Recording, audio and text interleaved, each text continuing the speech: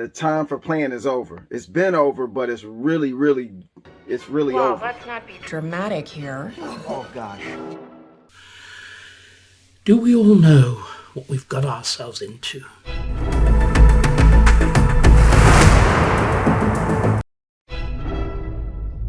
Russia and United States have imposed a limitation on their strategic offensive weapons. So the precise location of the different Russian and American missile bases is fairly accurately known.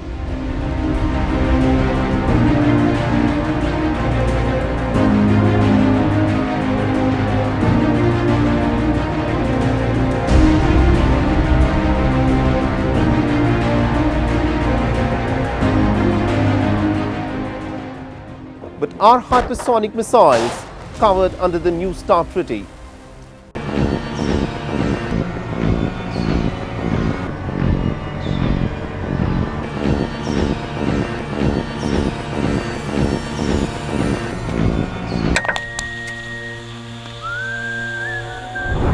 As the world watches and listens in horror,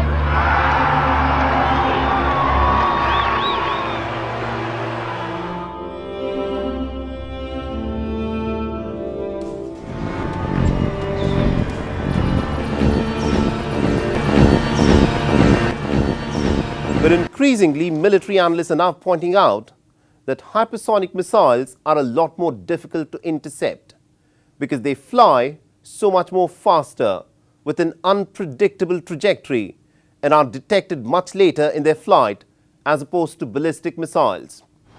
It is increasingly these types of missiles that Russia is positioning in the Arctic. And in the battlefield, technological superiority is the key. Welcome to the Great Reset. Do we know where we're likely to be going? And who is going to lead us? According to military experts, this is a bit of a grey area. Hypersonic missiles covered under the New START Treaty. And this exclusion appears to be deliberate. In the last decade, Russia has been aggressively expanding its Arctic military capabilities.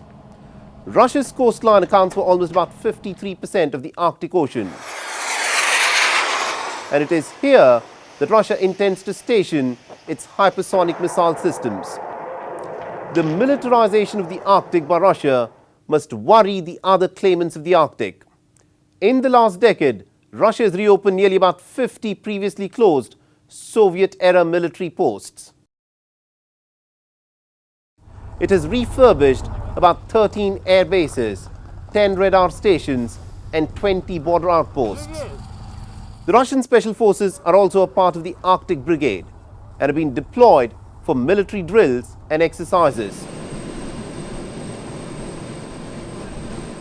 Last year, Russia unveiled an ultra-modern military base on the Franz Josef Land island called the Arctic Trefoil. This is Russia's northernmost military outpost and is the second of its kind facility after Kotelny. It is now home to the upgraded Nagarskoye Air Base, and it provides Russia with air, sea and land capabilities.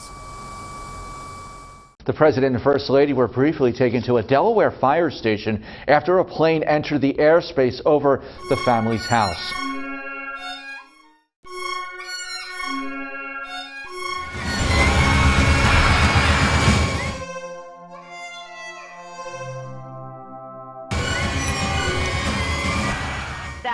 Yes, that was definitely looked like it was on purpose. Haven't heard much talk about it, have you? In 2011, Libya had a very distinct political situation. Muammar Gaddafi.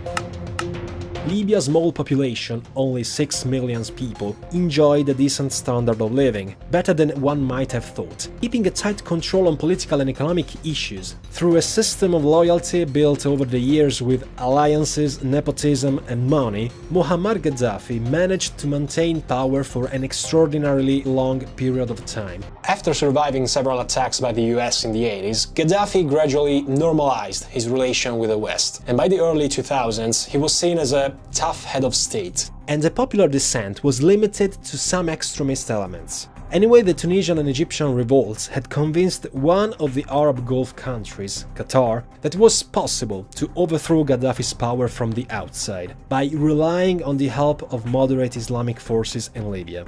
The Emirate of Qatar presented itself to the world as a country in favor of the fall of the North African dictatorships, so to gain an area of influence in the region. The reason was pretty simple: to stand out and prevail against its nemesis, Saudi Arabia.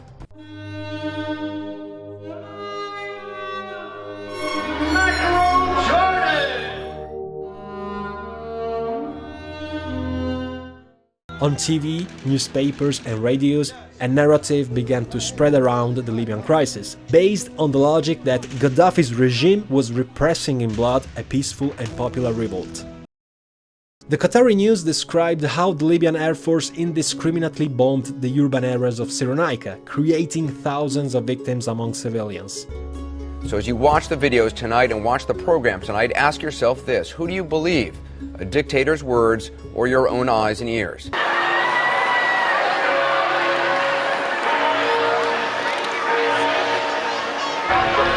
Pro-democracy demonstration.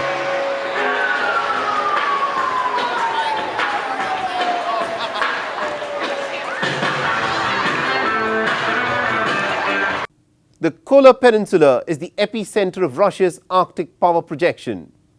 It is here that Russia is estimated to have stationed its highest number of nuclear weapons. The Gadzievo submarine base at the Kola Peninsula has been expanded, and the nearby Plesetsk Cosmodrome is widely used for testing Russia's latest military hardware. The Novaya Zemlya Island in the Russian Arctic is home to the Rogochevo Air Base. Additional radar and electronic warfare equipment has been recently set up. In 2019, the S-400 air defense missile systems were also deployed at the Rogochevo. The Tixi Air Base in central eastern Russia has been significantly expanded with 11 new structures in total. S-400 air defense missile systems will also be stationed here, supplemented by the radio technical regiments. The Kotelny Island, which is one of the largest Siberian islands, is equipped with a state-of-the-art Trefoil military compound, along with Sopka-2 radar facilities and missile launch vehicles. Russia views the Arctic as its future.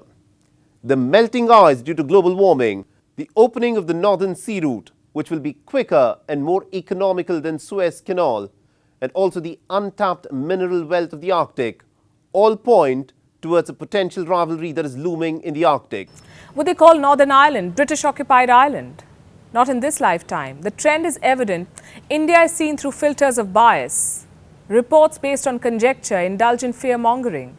The idea is not to convey facts or developments. The idea is to validate and propagate prejudice. The European Union have once again crossed the line when it comes to this new relationship with Brexit Britain.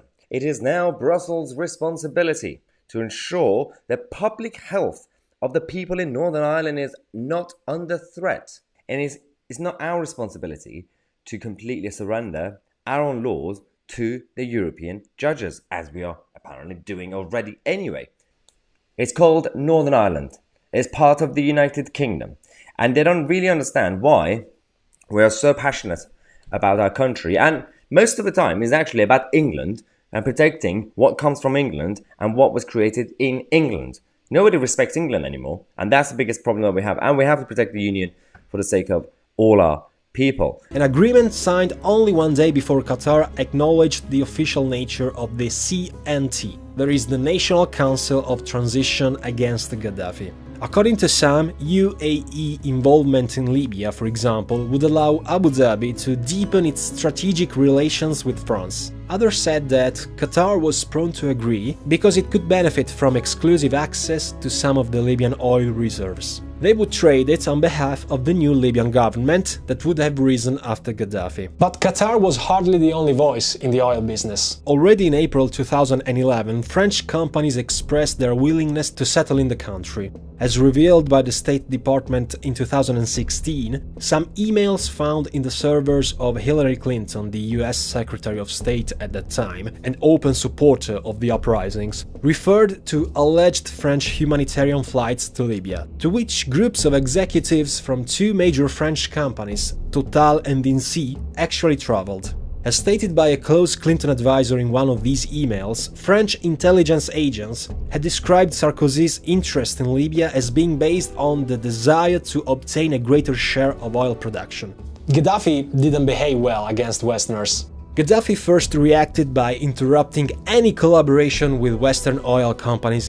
So while NATO struggles to quietly sneak in arms into Ukraine, Russia is already planning for its next war. When Russia struck an underground arms depot in western Ukraine using its hypersonic Kinzhal missile, the American Defense Secretary Lloyd Austin initially dismissed the use of hypersonic missiles as not a game changer. Are we really right? The entire world is losing its mind.